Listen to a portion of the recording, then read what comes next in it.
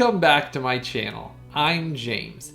Today we're going to be reviewing and deep diving into the brand new collector's edition 4K Ultra HD release of the classic 1960s Western, The Magnificent Seven. And this is really one of those films that it has deserved a 4K restoration and a 4K release for a very long time. It's one of my personal favorite classic Western movies from the 1960s, and I absolutely love Yul Brynner and Steve McQueen in it. Now, there's an amazing ensemble cast in this film. If you have not checked out the film, it is a great Western with so many different elements of comedy mixed in with seriousness, with overall shades of great classic samurai movies, which actually it's technically a remake of a great samurai movie. But anyhow, regardless of getting down that rabbit hole, it is a great film. And The Magnificent Seven by John Sturges is just an amazing epic Western film that, regardless of whether you have it on Blu Ray, DVD, or 4K, the film itself must be seen. And if you're a fan of classic films or Westerns in general, this film itself is a wonderful epic film on its own. Now, to start off with, we're going to start off with my image comparisons here. This is something I exclusively do here on my YouTube channel. Now, above you're going to see the native image pulled directly from the 2010 Blu-ray release. Now, this Blu-ray release is the one I have in this collection. I do have it in the single Blu-rays as well. All of those are the exact same transfer, the exact same discs. The difference is they just put a bunch of different cover artworks on each of them, but it all has the exact same content on those discs. So what you see above is always the native image pulled directly from these discs. And that's something, as I said, I always exclusively do in these comparisons. When we get to the 4K here in a minute, that is always the native image pulled from that disc as well. The reason it's important to understand that is just because your TV might have the color turned up to 100, that doesn't mean that's the native image that's actually present on these. So what you see above is always representative of the native images on these discs without all of the artificial things that your TV can do to try to alter the image. This is what your TV starts off displaying to you, and this is what makes the biggest difference in what we see is the native images on each and every one of these discs. Now, the 2010 Blu-ray was a softer image presentation. It definitely lacked a lot of details. It lacked a lot of the film grain. It had some scenes that were slightly DNR'd. It wasn't a great encode, and it was not a great transfer.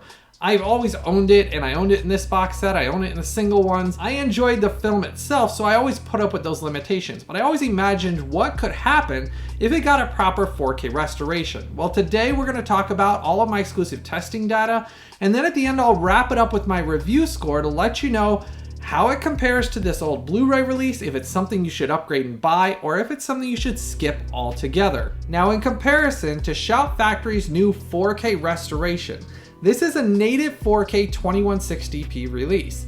And I'll tell you a little bit more about that here in a second, but what you're noticing right away is the color grading, because it's got a brand new color grading for the HDR10 and Dolby Vision that's on this, looks drastically more enhanced and better looking overall with natural film grain and also with natural colors that were lacking on the 2010 Blu-ray. Now, if you haven't done so yet, make sure to go down and give this video a like and a thumbs up for me. Hit that subscribe button and the bell notification. That way, just like with this video, I get these in early for review. I do all my exclusive testing and my exclusive image comparisons that you're never gonna wanna miss out on getting to watch early. So make sure to go down, give this video a like and a thumbs up, hit that subscribe button and the bell notification. Now, as I was saying, I did get this in early for review, and when I went through all my testing on this, I was really surprised at some of the differences I encountered between this and the previous Blu-ray. Now, like I said, the 2010 Blu-ray release, which had hundreds of different covers,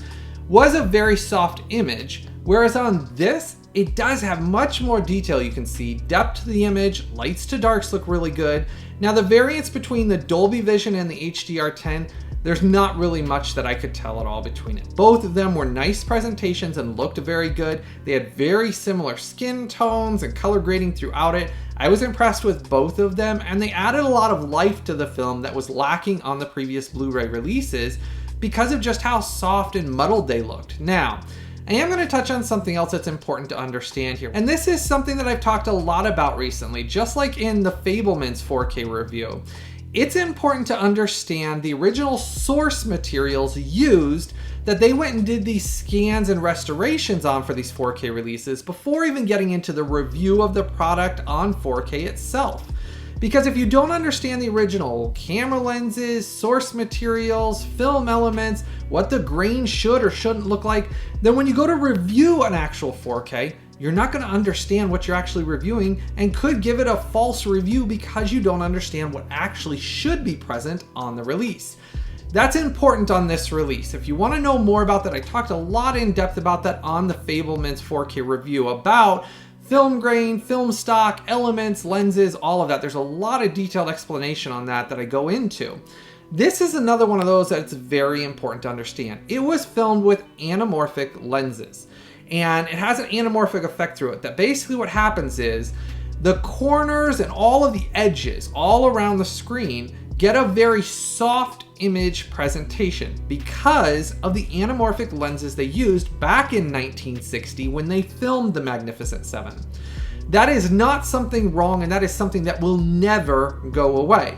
So when I'm referencing that the original 2010 Blu Ray was a softer appearance overall, that was included in the center of the image regardless of the anamorphic effect it gives around the edges of the image and the edges of your screen.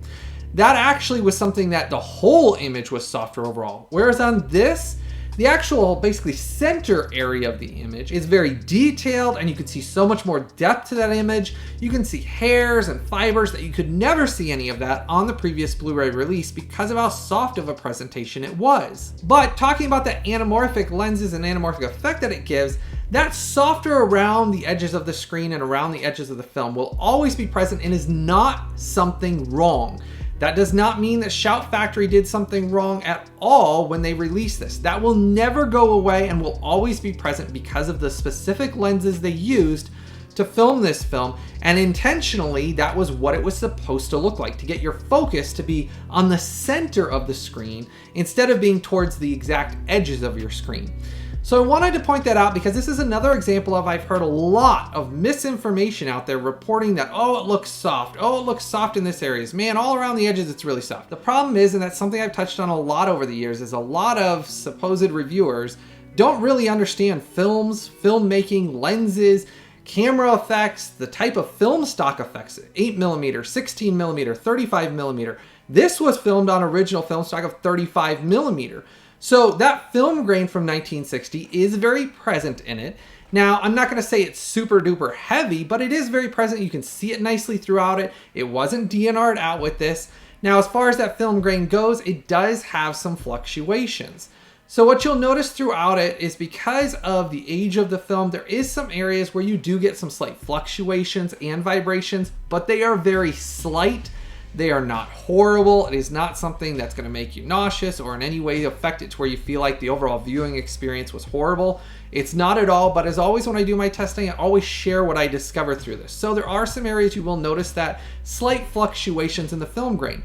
What I did encounter when you do see those slight fluctuations and vibrations in the film grain is there is some slight, very, very slight digital noise that appears where it causes some little bits of blocking down towards the edges of the screens and sometimes towards this top of the sky where you'll kind of see it in those fluctuations, but it's very, very brief. So when you see that, it's just inherent to that they did a new 4K digital restoration on this from a 4K scan of the original 35mm camera negatives. So when they did that in that digital restoration, it did cause some slight in the film grain just briefly in those little basically areas where you notice the vibrations, just a little bit of digital noise. But again, it's not too distracting, it's not through the entire film, and it is very, very brief. Now, if after you get done watching this review and hearing my review score, you decide you want to buy the Magnificent 7 on 4K Ultra HD, as always, I've done the work for all of you and posted the links directly in the description section and as a pinned comment in the comment section below. When you click on those, it takes you straight out to Amazon. That's never at any extra cost to you, but it does help to support this YouTube channel just a tiny bit. So make sure if you decide you want to buy this, it's always on sale for the same price through those links. Make sure to click down below in the description section or as a pinned comment in the comment section below. Now, talking about the audio on this release, that's another big thing. This does get English DTS HD Master Audio 5.1, 2.0 mono, and stereo. And talking about the audio mixes on this, in my personal opinion, the original lossless mono mix was my favorite mix to listen to on this release. The other mixes are fine, but remember, it was originally filmed and actually they recorded in the original mono 2.0 mix, and that's the way it was intended. Personally, I think that sounds the best for this release because that's what it's intended for, but the DTS HD Master Audio 5.1 is a fun one that it kind of tries to move things around a little bit more, but the original lossless is what I really enjoyed out of this because that was the most purest sound for this release and sounded the most like it would have originally when it was released. Now, talking about what I encountered with those audio mixes, they were on the slightly softer side. Now, they've always been soft even on the Blu Ray release. That didn't change. It's just on this one, I thought that they would have pumped it up just a little bit more, but it's not. It's still a softer audio mix. What that means is I had to turn it up about 3 notches higher than I normally have it set at on my receiver. And it wasn't horrible, but I turned it up 3 notches and then it sounds at the normal level. So it didn't really matter which of those mixes, though the mono wasn't as soft, I would say. So it was one of those things you'll notice you will probably have to turn it up just a little bit louder, but otherwise it was very clean, it was very clear, I could hear and understand everything very easily, and it did sound better than the previous Blu Ray releases did, especially that original mono mix sounded a whole lot better, and it was a nice improvement on the audio side. Just remember you do need to notch it up about probably 3 notches just to hear it at the normal level. Now, showing you what you get in this, you get this really nice collector's edition slipcover. Now, these slipcovers are first printings only. As most of you know that have collected Shout and Scream factory releases, they only print these slipcovers in the first pressings. Once they sell out of the slipcovers, they don't ever print them again and they become big, expensive collectibles. So if you do decide you want to get this, make sure to click through that link down below after you get done watching my review. Now, it does have Steve McQueen, Yul Brynner on the front, and I absolutely love the 2 of them in this film, though I will say I am a massive Steve McQueen fan. I think he was the epic, cool factor for the 60s. I just absolutely loved him as an actor. And one of my favorite films that's on 4K of his is The Great Escape, and I did that review here quite a while back. That's another great 4K release that has him in it, that if you haven't checked out that review, you're going to want to check out that one because he was absolutely great in that film and I love the film itself. He's good in this, Yul Brynner's great in this, there are so many other classic actors that are wonderful in this, and it's really kind of an epic piece when you think of the amount of actors they assembled for this film. And I mean, so is The Great Escape, I guess. The Great Escape had massive amount of actors as well, but I always thought it was cool because there were so many different actors that appeared throughout it that really lended to why this film had such an epic feel to it overall. Now on the side here, it does say MGM The Magnificent 7, number 144 of the Shout Select line. Then on the back here, it talks about that this is a new 2022 restoration and color grade, and it talks about all the audio commentaries, guns for hire, behind the scenes. There's literally tons of special features to dive into on this release. It does talk about it does have Dolby Vision, and thankfully this time they didn't misprint it by putting Dolby Atmos. So it does have your Dolby Vision and HDR10. Now getting inside here, you do get your 2 discs here. Now this is your Blu Ray disc, that is a BD50. I did test it and it is Region A locked. Your 4K Ultra HD disc is a BD100, so plenty of room for the content, which will affect what I'm going to get to here in a minute. But this is a BD100 and this is 100% region free. So those of you that want to import or buy this and have it shipped to a country outside of Region A territory, you'll be able to play the 4K no issues whatsoever, but you will need a multi or region free player that I've reviewed and discussed on this channel before to be able to play the Blu Ray disc. Now getting to some more of my testing here, I did test the rough average bitrate, and I'll tell you I was very shocked and surprised because this had an extremely high, extremely healthy and strong rough average bitrate of 97 megabits per second. Wow, it was impressive. I was really surprised at how good of a job they did, not compressing it down, giving it plenty of room to breathe on the disc, and obviously giving it an extremely high average bitrate, which lends to why this has so much more detail and stability through it, and why overall it is such an impressively nice looking image compared to the previous Blu Ray release. Like I was talking about the colors, with the HDR color grading and the new color grading they did on this, it lends to everything having more pop to it. Just looks good overall without it being in the range of that it's over color saturated. It just looks natural and healthy Whereas the old Blu-rays looked very dull, very grayed out, very just muted colors and bland. I mean, overall, when you sit down and compare these two side by side, it's a really shocking experience to see how muted, dull, and bland the old Blu-rays are in comparison to these new 4K restoration that they did with the new color grading. It really did bring a whole new level of life to this film that it really needed, because it always just looked so muted and bland before that it just was a bland and kind of ugly picture to watch on the Blu-rays. It was never a good or pleasing to the eye picture. Now it actually looks pleasing and good to the eye, that it's a much more enjoyable viewing experience. Now, as far as the audio goes as well, I thought I'd just mention there wasn't any audio lag or audio sync issues that I encountered as well. I kind of forgot to mention that a little bit earlier there, so I wanted to make sure I touched on that as well. And I just want to touch on one more thing before I get to my review score here. Like I was mentioning, the importance of understanding these classic films and how films are intentionally filmed on film stock and camera lenses and things like that. That is why when I do my review scores, I take into account every single element of the original source material, of what it's intentionally supposed to look like before they even started with this 4K restoration. What was intentional by the director, the cinematographer? How was it intentionally supposed to look?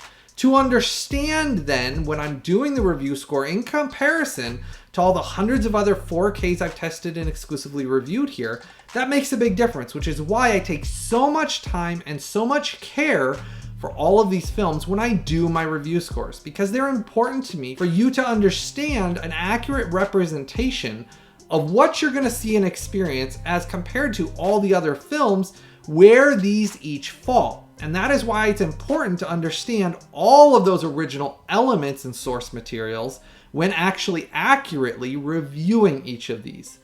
Now, getting to my review score for The Magnificent Seven. As I said, I already loved the film. The score in this, the musical score in this, is absolutely epic and is so classic, and when you hear it right away, you know what the film is. The film itself doesn't really need much of an introduction because it's a wonderful classic film that everybody needs to experience and one of my favorite Westerns.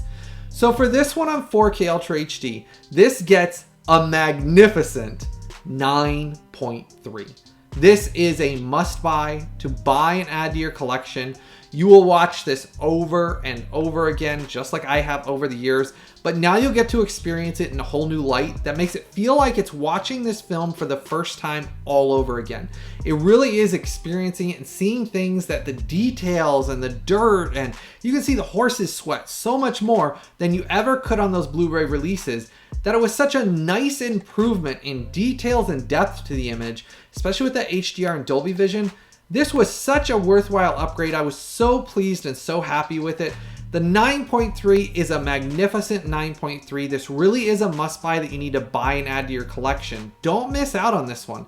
This is one of those classic films that really needed this restoration, and it got one that it deserved, and thankfully it looks the best this film ever has. This is the ultimate release and the ultimate way to watch the classic 1960s Magnificent Seven, and this comes very highly recommended.